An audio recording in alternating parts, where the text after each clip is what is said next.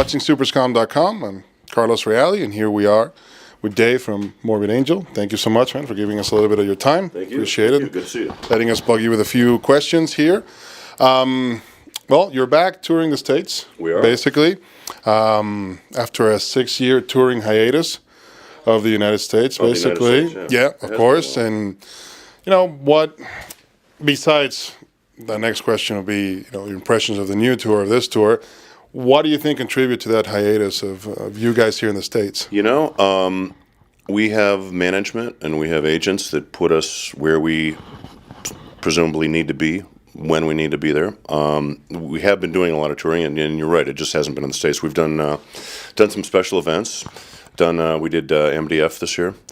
We've played in California a couple times. We've done, a few events here and there, specialized stuff. Obviously, the economy's not great, and it's very expensive to, get in a bus and go around, and hopefully those things are going to be changing and as I talk to fans out there's a lot of people that are really hurting. So I hope that everything gets better in short order.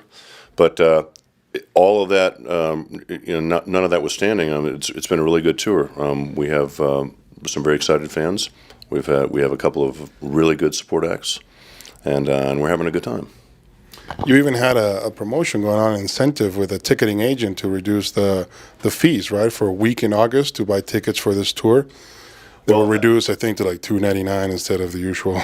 Well, that'd be nice. That is a problem with the idea of people say, well, you get advance tickets, and then by the time you add all these surcharges and all these, it's essentially a scalping fee. It's a legal scalping fee, and I think that if you want to make a ticket that's affordable, for people, especially in this economy, that I think everybody ought to take a step back and say, hey, listen, we don't need to profit so much. We don't need to charge somebody $15. Some lady told me that she was going to go buy tickets, and it was $27 in advance, $30 day of show. But by the time the ticketing fees came through, she was up to almost $40 a ticket. And I'm just like, that's just crazy. Why? Who needs to do these things?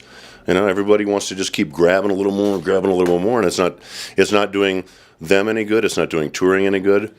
I'm not trying to put a negative spin on it, but I think that people should step back, and they should see that this is a time for everybody to take a step back and be a little bit more charitable and say, hey, listen, let's keep really good music going. There's a lot of bands that are on tour right now, and we're not the only ones who are feeling the effects of the economy and or some of these ridiculous ticketing charges. So you're back here now. You're touring the States. So general impressions of this tour so far?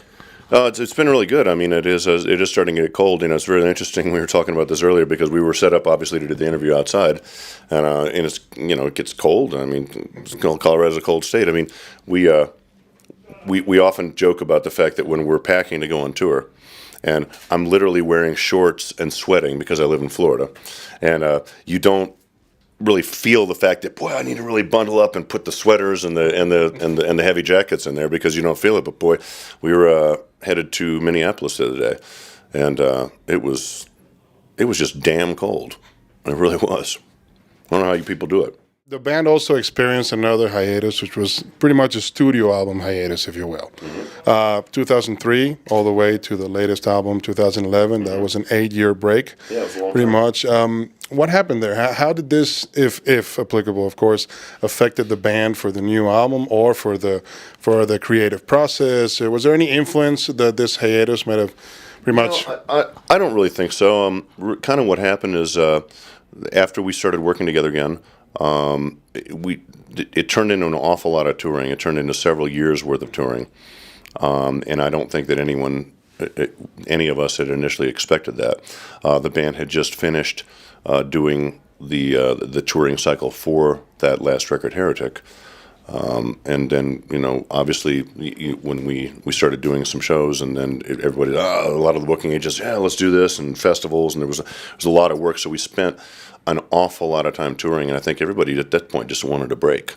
So we took a break and thought, let's start talking about maybe doing a new record. And of course, there's negotiations that involve the management and whatnot, finding a new partner. And so that brings us up to today. Sometimes things take time, and This is one of those things. How did the process work for you to end up in Seasons of Mist as a new label? Well, you know, I got to say that I'm really happy with Season of Mist. They're all very artistic people who work there, people who are really fans of music. They work very, very hard for us.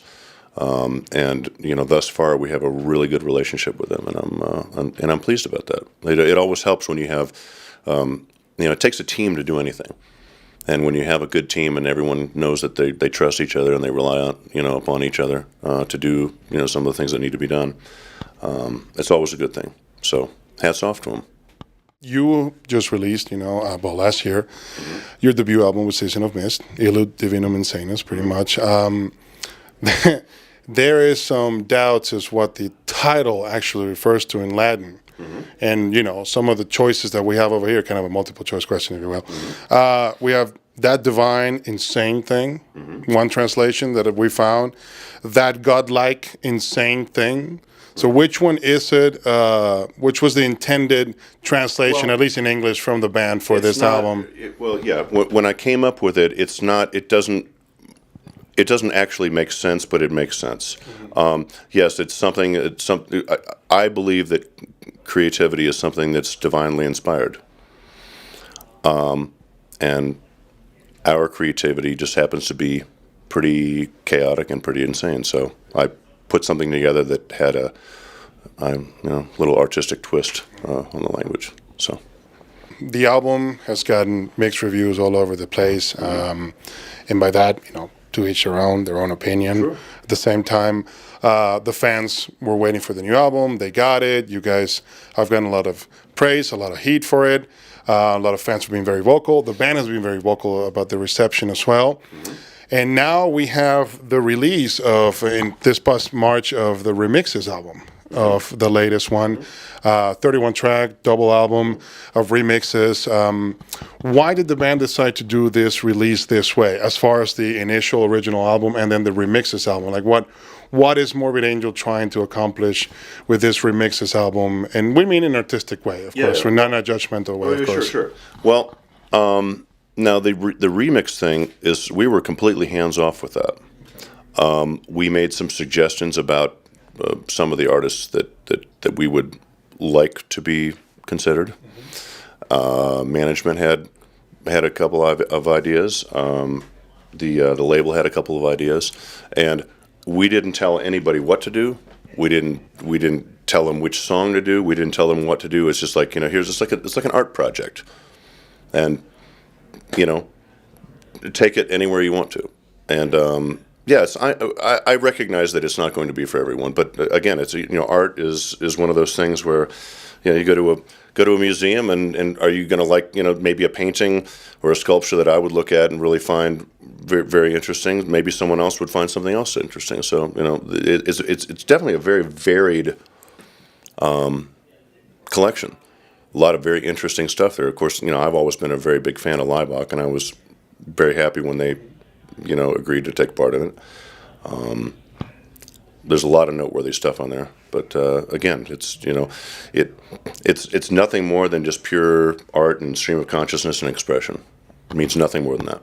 And do you think that it's a positive force? You're trying to expose fans of this genre to something different. I mean, I know Trey has an inclination for the extreme DJs and that type of extreme electronica genres, if you will. Is this more to open people's mind, to change? No. It's just that's putting way too much thought into it. This is just something that, again, it's an art project. And there's some stuff there's stuff on there that I personally really, really love, and there's some stuff that I don't care for, but it's okay, because it's just like this thing, and it just kind of grew organically. Again, there was no direction whatsoever on our part, other than us saying, hey, it would be nice if we could include, you know, these people, and for, you know, scheduling wise, some people were able to do something, some people weren't, some people contractual obligations they can't. I mean, there's a lot of backstory to a lot of this stuff, but there's a number of tracks on there that I was very impressed to hear. I'm like, they really took something, you know. It's almost like when you hear what someone else does with your little bits, you know, and it was kind of cool. Yeah. Now, parting away from that album real quick, we wanted to ask you, how's Pete doing from the back surgery? It's like, when are you expecting him back? If you're expecting him back, or I mean, I can't. I'm not a physician, so I can't speak to that. He seems as though he's getting in better spirits, but again, we all, of course, wish him well. He's a family member. And I wouldn't wish his challenges on my worst enemy. So he's taking it in stride, and these are sometimes we're dealt cards that are not the best cards in the world, and we have to deal with what we have to deal with. So he's still in the process of recovering, and the surgery was successful at least. The surgery was successful, but he still feels pain. I mean, it's a major invasive surgery. I mean, there was he had a lot of challenges. From years of being brutal. I mean, his injuries they're sports injuries, and the doctors were even like, "Wow, how did this happen?" And they watched his body mechanics. I mean, he does take care of himself. He's nutritionally minded, and he has been for a long time. And it's just the human body is designed to do some things, and people he pushed it really, really hard, and he dedicated his life to his craft, and he paid the price for it. That's what it is. Now, going back to the band, from Altars of Madness all the way to the latest album, Elude, the Morbid Angel essence is still there. Hasn't gone away. You've gone through several lineup changes, of course, as well, and all that. But what do you see in the future for Morbid Angel, as far as that essence, that sound, that career goals that Morbid Angel wants to, at least artistically, personally, even for you? Sure. Well, it's not so. It's not quite as deliberate as your question may infer. Goals. I mean, we've exceeded more goals than we've ever set for ourselves. I think at this point, it's. You take day by day, and hopefully each day that comes by, you're able to, from an entertainment value, I can put a smile on someone's face. I can take someone away from the mundane, even if only for an hour and a half during our set. We can inspire people. We can help people to dream and be imaginative. These are all the things that are starting to disappear from our planet, and I don't think it's a good thing. I think it's a good thing when people wake up and deliberately say, paradigm shift, and do something different, just spontaneously, than they would ordinarily do. Because I think it opens yourself up to new growth, new enrichment, and a renewal. And that's how I try to live my life, and I try to encourage others to do that as well. For last, more on the funny side of the question than anything else, are you thinking about any future album titles that starts with a J? You don't have to tell us what they are, but are you thinking about them? No. But I mean, listen. There's as much of a reason because it's expected that we follow the alphabet. That's a perfect reason to not do so. But as soon as you break the chain, then the chain is broken. So that's this battle that we've had for a while. But it'll be J. It will be J. Okay, that's good to know. A lot of fans sure are expecting that as well. But for last, we always like to give you this moment, and your fans are listening. Whatever you want to say to them, go ahead. Well, I just want to thank everyone for all their support. I mean, we're living in brutal times, and it takes a brutal soundtrack, and we're here to continue to give it to you. And thank you for that. Dave, thank you so much for your time, man. Thank you for letting us bug you. Really appreciate it, man.